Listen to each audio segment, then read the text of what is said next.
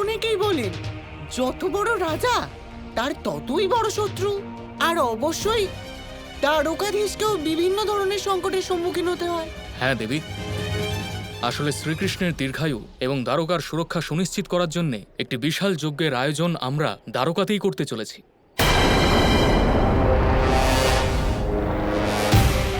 ব্যাস, শুধু এটুকুই জানার ছিল আমার। এবার আর এই সাধুদের সাথে যাবার কোনো দরকার নেই।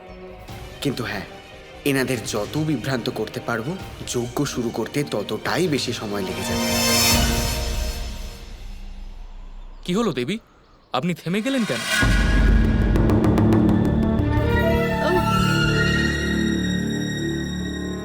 ওই দেখুন, ওটাই হলো আমার কুটির। আপনাদের সকল মহারিষিগণকে অনেক অনেক ধন্যবাদ। আপনারা সবাই আমাকে বাড়ি পৌঁছে দিলেন। দেবী, আপনাকে গৃহে পৌঁছে দেওয়া আমাদের কর্তব্য ছিল। এবার আপনি সুরক্ষিতভাবে গৃহে পৌঁছে গেছেন। এবার আমাদের নিজেদের গন্তব্যের দিকে যাত্রা করতে হবে। যত শীঘ্র সম্ভব সেখানে পৌঁছতে হবে।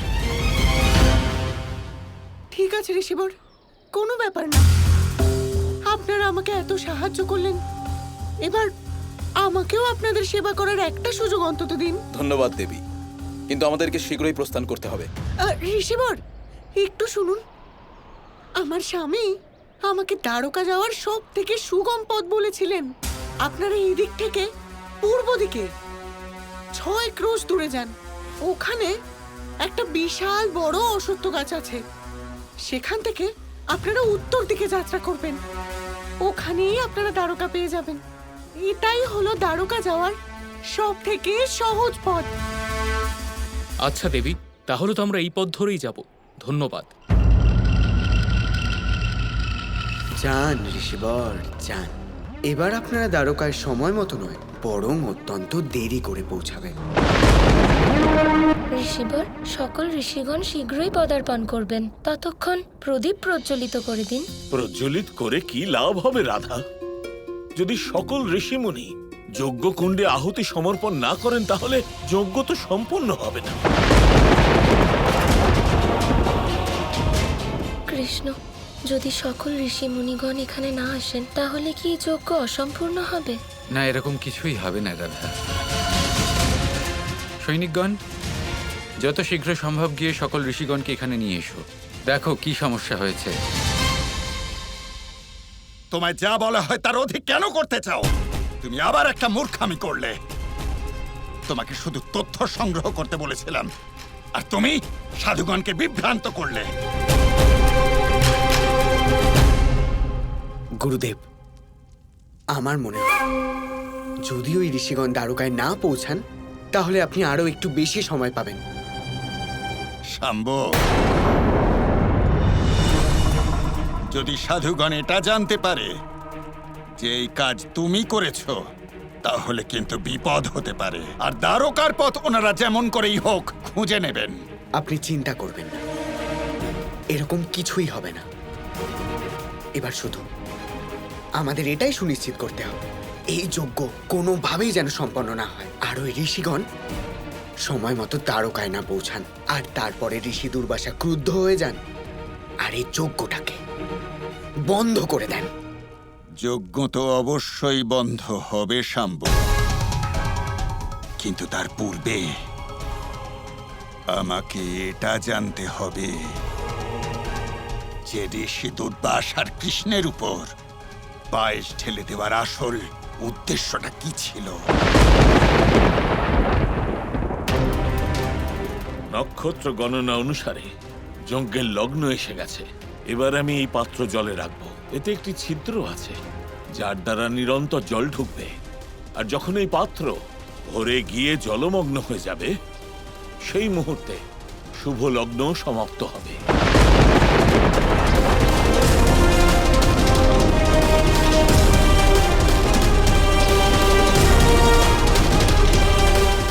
যজ্ঞের সাফল্যের জন্য আমার সঙ্গে সমস্ত ঋষিদেরকেও নিরন্তর মন্ত্র জপ করতে হবে।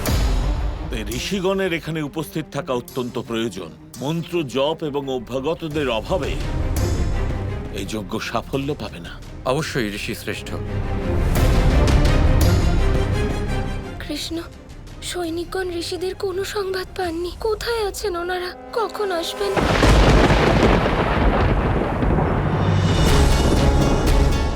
চলতে চলতে এত সময় পেরিয়ে গেল, কিন্তু আমরা কোথাও কোনো অশ্বত্থ গাছ দেখতে পেলাম না। আমার মনে হয় ওই স্ত্রী আমাদের বিভ্রান্ত করেছে।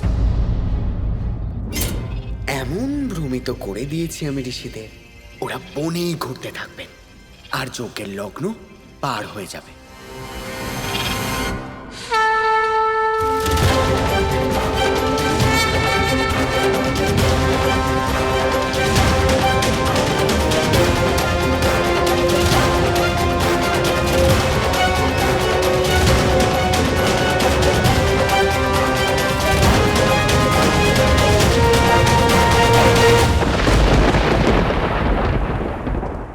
আর কিছুক্ষণের মধ্যেই এই পাত্র জলমগ্ন হবে আর এই আগুনও নিভে যাবে। ঋষিদের আহুতি ছাড়া এই যজ্ঞের আগুনও শীতল হয়ে যাবে। মনে হয় না আমি এই যজ্ঞ সম্পূর্ণ করতে পারবো। এরকম বলবেন না ঋষিবর, এখনো কিছু মুহূর্ত বাকি আছে। সকল ঋষিগণ শীঘ্রই চলে আসবেন। না রাধা, যজ্ঞকুণ্ডের প্রজ্বলিত আগুন নিভে যেতে বসেছে। আর কিছুক্ষণের মধ্যে ঋষির আহুতি না দিলে দ্বারকার রক্ষার জন্য আমার এই প্রচেষ্টা ব্যর্থ হয়ে যাবে।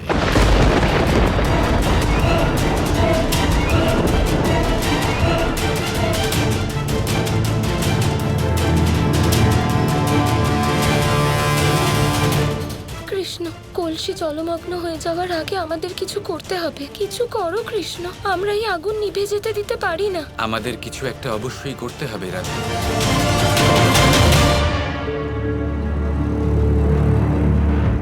এটাই একটা সুযোগ যে আমরা এখন আমাদের প্রেমের তৃতীয় চিহ্ন অঙ্কন করে দিই। হ্যাঁ রাধা, পৃথিবীতে রাধা কৃষ্ণের প্রেমের তৃতীয় চিহ্ন এই অগ্নিতে আমরা অঙ্কিত করব।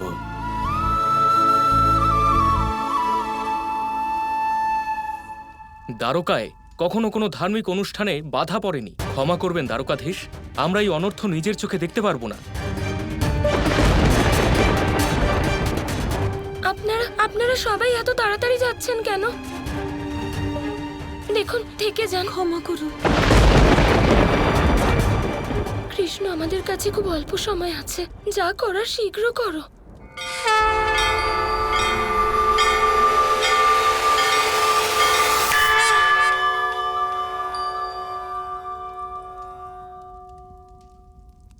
কৃষ্ণ, এটা কিছু বলো না।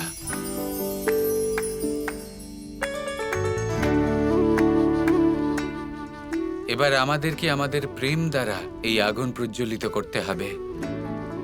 নিজের চোখ বন্ধ করো, বন্ধ করো। জন্মের পর আমি যখন তোমাকে প্রথমবার দেখেছিলাম রাধা, সেই মুহূর্তটা কিছুটা এরকম ছিল।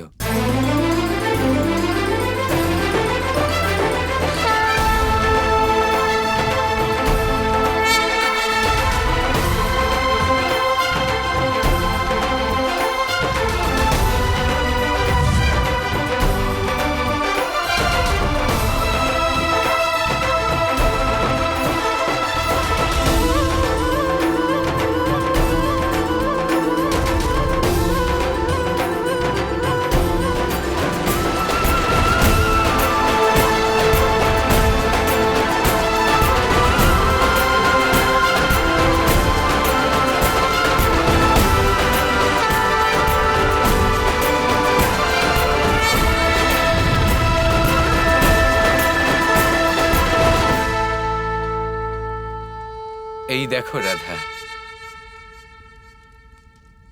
রাধা কৃষ্ণের প্রেমের দ্বারা এই আগুন প্রজ্বলিত হয়েছে। এটা অনন্তকাল পর্যন্ত জ্বলবে আর কখনো নিভে যাবে না।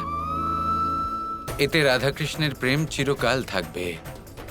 আর এইভাবেই আমরা পৃথিবীতে আগুনের মধ্যে আমাদের প্রেমের তৃতীয় চিহ্ন অঙ্কন করলাম।